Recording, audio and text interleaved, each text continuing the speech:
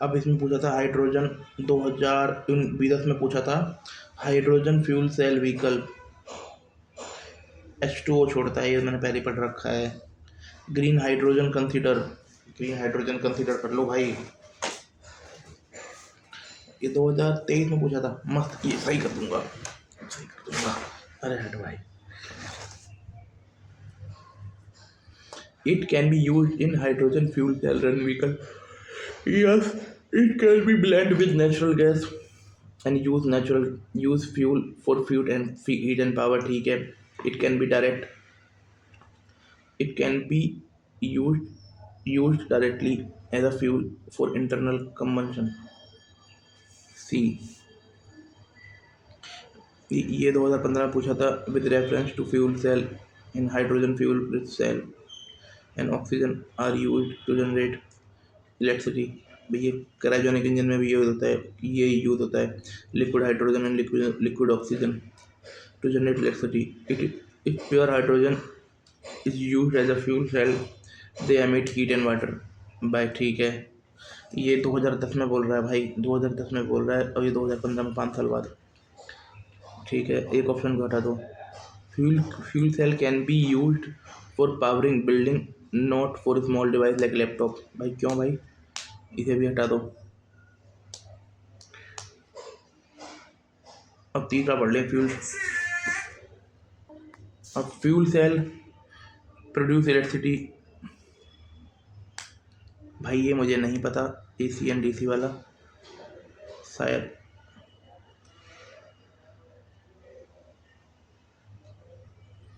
गलत है, ये डायरेक्ट करंट करता है। ए आंसर है इसका, 1995 का ए है इसका। अच्छा ये तो 2024 में पूछा था, fuel cell electric vehicle produce hydrogen water vapour, ये H2O उसने ये 2015 में 10 में पूछा, फिर 15 में पूछा, फिर 24 में पूछा, ये तो ठीक ही कर देता मैं। वाटर वेपर, देन इसमें इसका है तुम्हारा ए, जो मैंने ठीक किया है।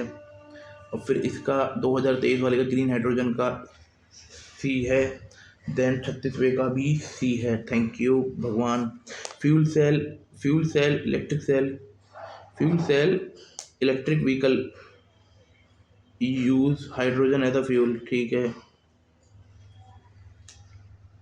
Generate electricity by combining hydrogen and oxygen through an electromechanical chemical reaction. The reaction है ना। अब ये फ्यूल सेल के बारे में पढ़ रहे हैं कि फ्यूल सेल इलेक्ट्रिक व्हीकल में हाइड्रोजन ऐसा फ्यूल यूज होता है to generate electricity by combining hydrogen and oxygen through electrochemical reaction. Electrochemical reaction होता है जिससे हाइड्रोजन और ऑक्सीजन को मिला दिया जाता है और फ्यूल सेल में यूज़ हो जाता है। ये साला पानी तो यूज़ करना है। H2O छोड़ देता है, वाटर वेपर छोड़ देता है एंड हीट छोड़ देता है by product. Regenerative braking system an electric vehicle, what is regenerative braking? Regenerative braking is a system that recover energy during deceleration। Regenerative braking system होता है कि एनर्जी रिकवर करता है जब हम स्पीड को कम करते हैं और इसे स्टोर करता है बाद में यूज़ करने के लिए। कन्वर्ट करता है, रीजनरेटिव ब्रेकिंग सिस्टम कन्वर्ट करता है kinetic energy into electrical energy को instead of wasting as a heat. ये काइनेटिक एनर्जी को इलेक्ट्रिकल एनर्जी में कन्वर्ट करता है कि वो हीट के रूप में बर्बाद ना हो। Mechanism during breaking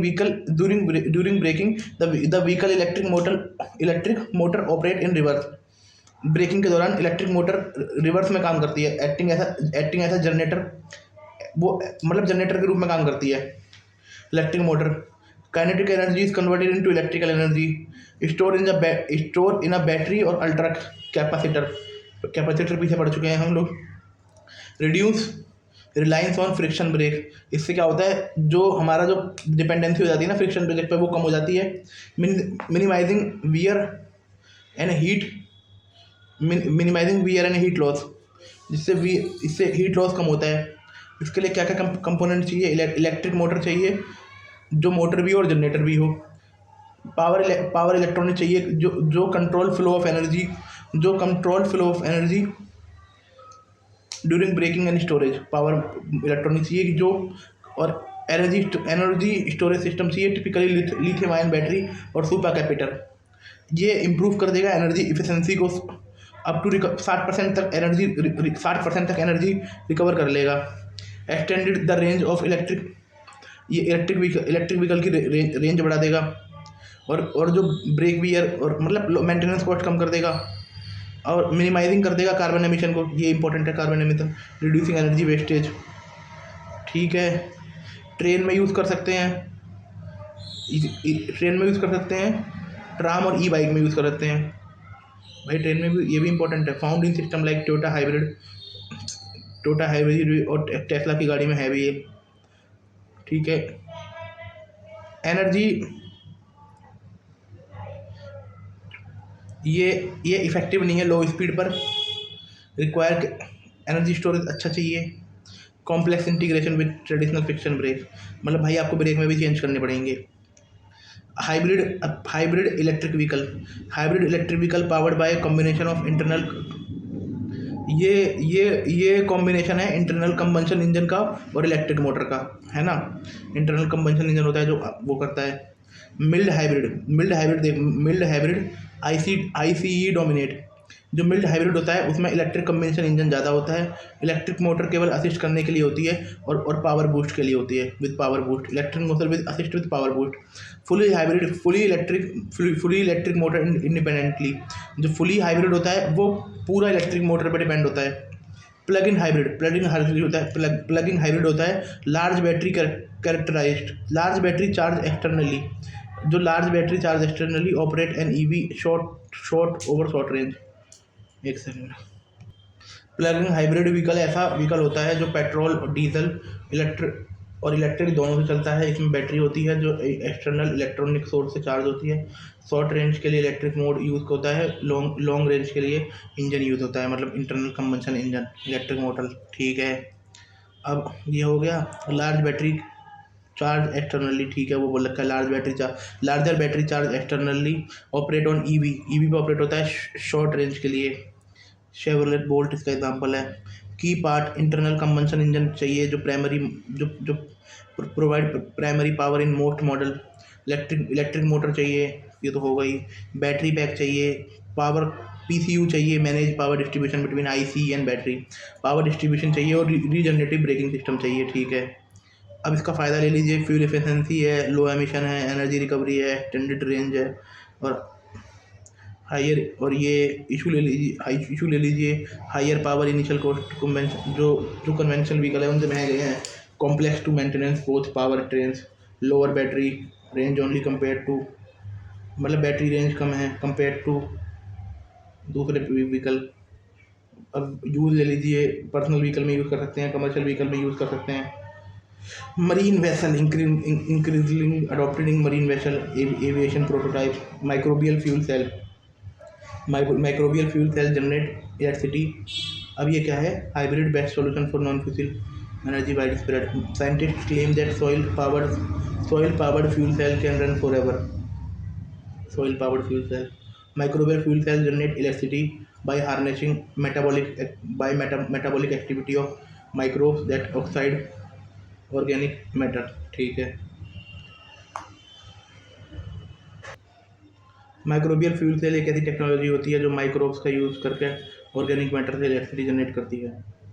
microbial fuel cell एक ऐसी टेक्नोलॉजी होती है जो माइक्रोब्स का यूज़ करके ऑर्गेनिक मैटर से इलेक्ट्रिसिटी जनरेट करती है। बैक्टीरिया अपना मेटाबॉलिक प्रोसेस से, मतलब माइक्रोबियल फ्यूल सेल एक ऐसी टेक्नोलॉजी होती है जो माइक्रोब्स का यूज़ करके ऑर्गेनिक मैटर से इलेक्ट्रिसिटी जनरेट करती है।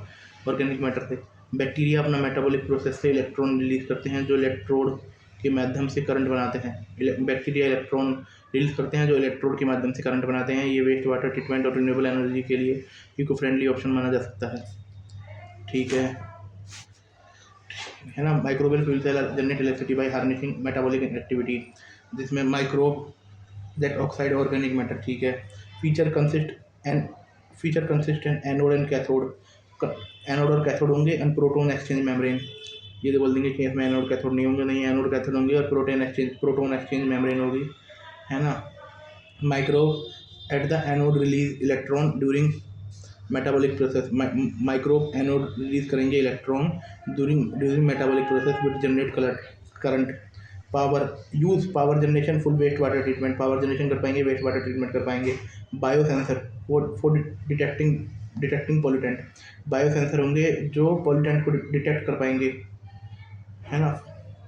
पावर जनरेशन कर पाएंगे from waste water treatment, bio sensor for detecting pollutant, remote power supply for small device, ठीक है।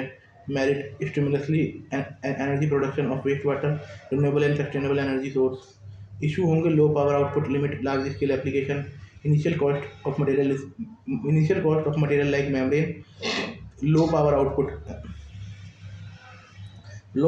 होगा, large scale output for large scale application, energy production हो पाएगी वेस्ट ट्रीटमेंट से, renewable and sustainable energy source.